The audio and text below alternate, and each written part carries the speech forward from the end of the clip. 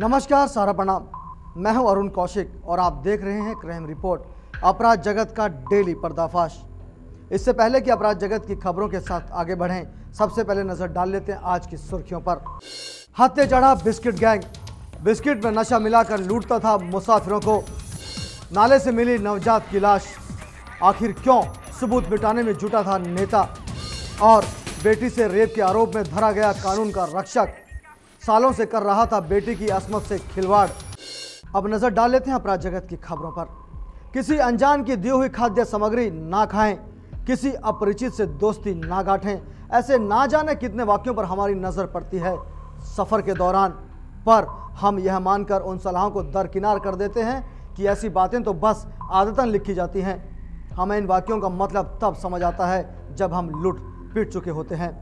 जी हाँ, सब कुछ गंवाने के बाद हम होश में आते हैं, पर ऐसे होश में आने का क्या मतलब? पुलिस के शिकंजे में फड़फड़ा रहा यह अपराधी उन सब से जुदा है जिनके बारे में आपने देखा या सुना है। फूलचंद यादव नाम का यह अपराधी दरअसल कानून के गाल पर पड़ा वो जोरदार तमाचा है जिसका दर्द कानून के रखवालों और समाज को लंबे समय से सालता रहा है। मुसाफिरों को चूना लगाने वाले यादव को मुंबई आरपीएफ ने दबोच लिया है। जी हां, फूलचंद यादव और उसके प्यादे सीएसटी स्टेशन से छूटने वाली लंबे दूरी की ट्रेनों में सवार होते और मुसाफिरों को अपनी दोस्ती के झांसे में लेते। इसके बाद वे खाद्य सामग्री में नशीले पदार्थ मिलाकर यात्रियों को खाने को देते। उनकी नीयत से अनजान भोले भाले मुसाफिर खाद्य पदार्थ लेते और गले के नीचे उतारने के कुछ ही समय बाद बेसुध होकर गिर जाते।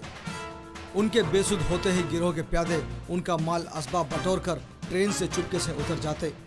कल्याण और इगतपुरी स्टेशन के कई मुसाफिर इस गिरोह का शिकार बन चुके थे, लिहाजा जीआरपी और आरपीएफ को अरसे से इस गिरोह की तलाश थी और एक दिन यादव दबोच लिया गया। पर यह पहला मौका नहीं था जब यादव पुलिस की गिरफ्त में फंसा हो। इससे पहले 2008 में भी वह कानून के लपेटे में आ चुका था, पर जेल से छूटने पर दोबारा अपनी वारदातों को अंजाम देने लगा।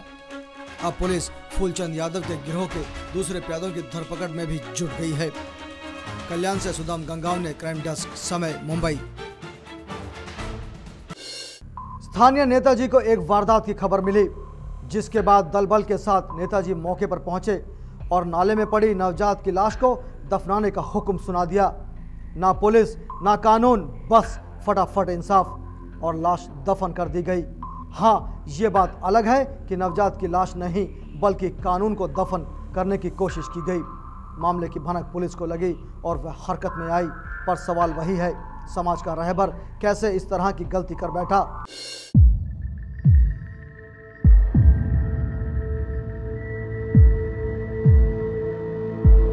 नालासोपारा के संतोष भवन इलाके में उस वक्त हड़कंप मच गया जब यहां के एक नाले से एक दिन के नवजात शिशु की लाश मिली। लोगों ने स्थानीय नगर सेवक सीताराम गुप्ता को इस खबर की इत्तला दी। नेताजी अपने दल बल के साथ पहुंचे, लेकिन वहां पहुंचने के बाद नेताजी ने फरमान सुना दिया कि यह कोई बड़ी घटना नहीं है और शव को तुरंत दफनाने का हुक्म दे दिया। और उनके चेले चपाटों ने भी आंदन फांदन में शव को जमींदोज कर दिया और गंभीर मसले पर मिट्टी डालकर चलते बने।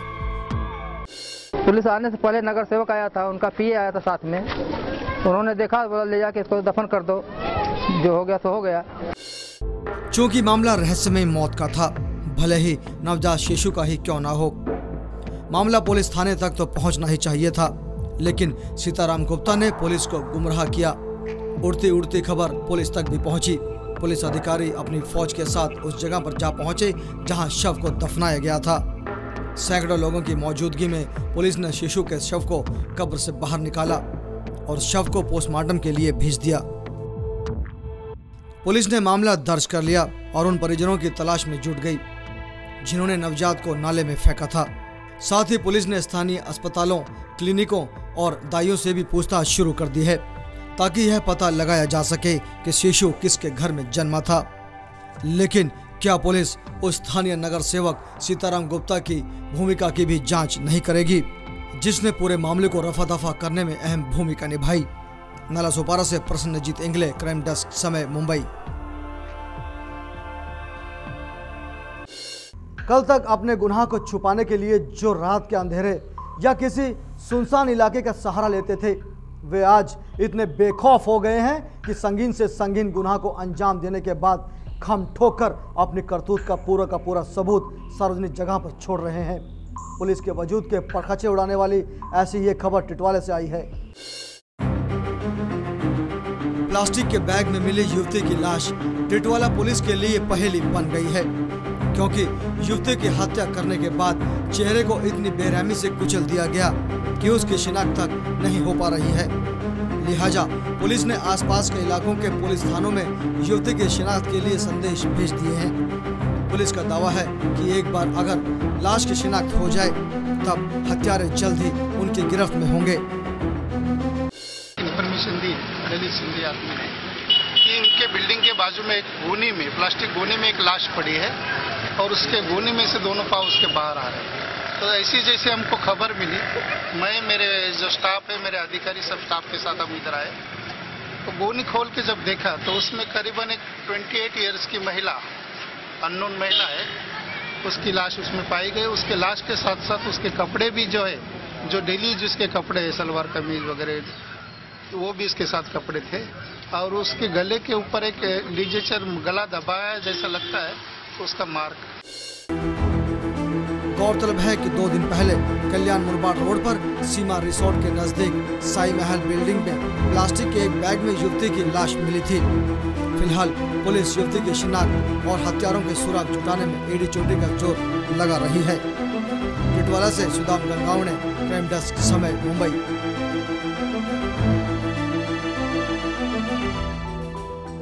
क्राइम रिपोर्ट में अब लेते हैं एक छोटा सा ब्रेक, जल्द हाजिर होते हैं। अब देखते रहिए क्राइम रिपोर्ट, अपराध जगत का डेली पर्दाफाश।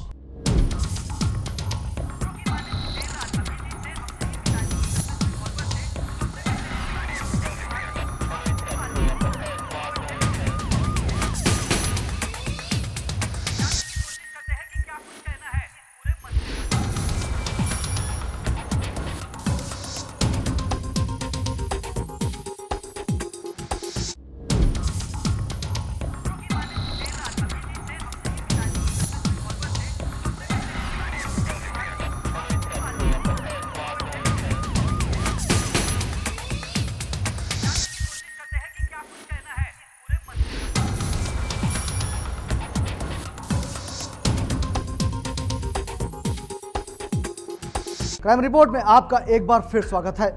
अब नजर डाल लेते हैं अपराध जगत की बाकी खबरों पर। मुजरिम चाहे जितना शातिर हो, अपने गुनाह का कोई न कोई सबूत छोड़ जाता है। इसी सबूत के आधार पर कानून के लंबे हाथ उसके गिरेबान तक पहुंच जाते हैं। कल्याण का ऐसा ही एक शातिर हत्यारा अपनी होशियारी से गच्चा खाकर हवालात पहुंच गया। बदलापुर के नामी टेलर एलेक्स फर्नांडिस की लाश कल्याण रेलवे पुलिस के लिए पहेली बन गई थी और स्थानीय निवासियों के बढ़ते दबाव के चलते चुनौती भी। दरअसल एलेक्स की लाश 18 जुलाई को रेलवे ट्रैक पर पड़ी मिली थी। हत्या का कारण और हत्यारों का सुराग पुलिसिया तंत्र को मुंह चिढ़ा रहे थे। मृतक के परिजनों से पुलिस को खबर मिली कि एलेक्स का मोबाइल भी गायब है। इस खबर के बाद तो पुलिस के हौसले को जैसे पर लग गए। उन्हें अब एहसास हो चला था कि जल्द ही हत्यारे उनकी गिरफ्त में होंगे, और हुआ भी ऐसा ही। फोन ट्रेस किया गया और हत्या की गुत्थी भी सुलझ गई। हत्या के आरोप में पुलिस ने 4 युवकों को गिरफ्तार कर लिया। 18 तारीख को जो मेयर थे यहाँ का, जो उसका नाम है एलेक्स फर्नांडिस, उसे सिर्फ दारू पिलाने के बारे में जो आमिष दिखाया और वो आरोपी ले गए, उसके बाद उसका मर्डर किया। जब रिमांड में लेकर चारों हत्यारों से तफ्तीश शुरू की, तब हत्या के जो कारण पुलिस को पता चले, उससे पुलिस अधिकारी भी दंग रह गए। हत्यारों ने महज 250 रुपए की खातिर एलेक्स को मौत के घाट उतार दिया था। 270 रुपए के लिए मर्डर हुआ है और 4 आरोपी अभी उनमें अटक है। अभी 5वां आरोपी अटक होना बाकी है। गिरफ्तार किए गए हत्यारों का एक साथी अभी भी फरार है। पुलिस अब गिरफ्तार किए गए हत्यारों का आपराधिक रिकॉर्ड खंगालने में जुटी है। पुलिस का दावा है कि ये आरोपी पुराने हिस्ट्री शीटर हैं और पुलिस यह भी दावा कर रही है कि इन हत्यारों की तफ्तीश के बाद कई वारदातों की गुत्थी सुलझ पाएगी। कल्याण से सुदाम गंगावणे, क्राइम डेस्क, समय, मुंबई। अपनी एक सहेली और एक समाज सेविका के साथ जब यह लड़की अमरावती पुलिस में अपने साथ की गई ज्यादती की शिकायत दर्ज कराने पहुंची तो इसकी दर्द भरी दास्तां सुनने के बाद पुलिस को भी काट मार गया। लड़की ने जिस शख्स पर अपनी इज्जत को तार तार करने का आरोप लगाया था, उसकी असलियत से थाने में बैठे पुलिस वाले भी शर्म से पानी पानी हो गए।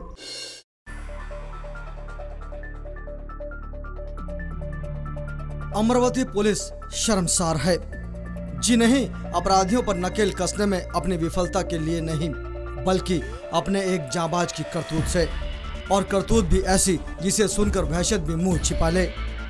जी हां, अमरावती ग्रामीण पुलिस में तैनात मारुति कलानी पर एक ऐसा संगीन आरोप लगा है जिसके बारे में कोई सोच भी नहीं सकता। खाकी के नशे में चूर हवस के इस भूखे भेड़िए ने अपनी ही बेटी को बनाया है अपनी वासना का शिकार, और एक या दो बार नहीं बल्कि कई बार वह अपनी बेटी की इज्जत को रौंदने का अक्षम्य अपराध कर चुका है। ग्रामीण का पुलिस कांस्टेबल है। ये पहले गढ़चिरौली में काम करता था। एक इसकी लड़की है 17.5 साल की, इसके साथ वो 2006 से जबरी संभोग यानी रेप किया करता था। माँ बीमार थी, छोटे बच्चे थे, इसलिए उसने पुलिस स्टेशन में रिपोर्ट नहीं दी।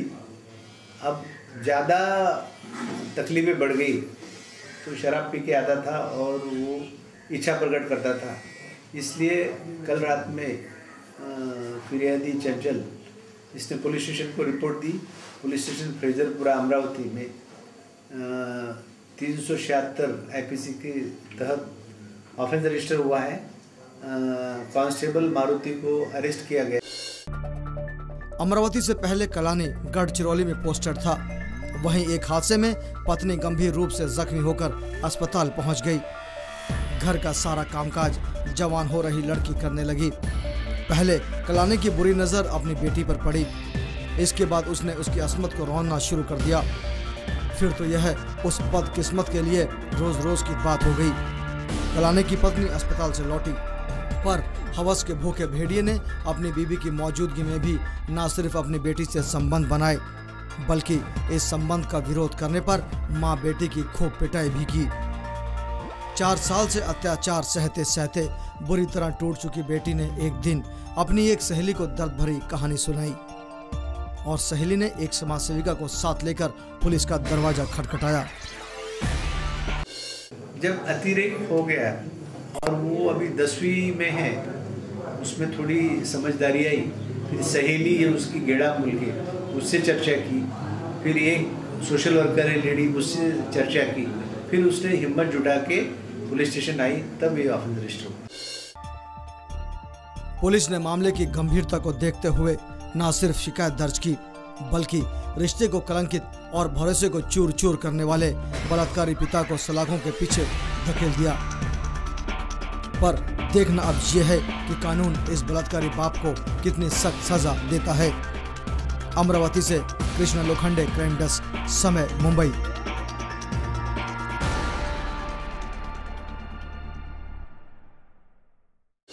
यहाँ लेते हैं एक और छोटा सा ब्रेक, जल्द हाजिर होते हैं। आप बने रहें समय मुंबई के साथ।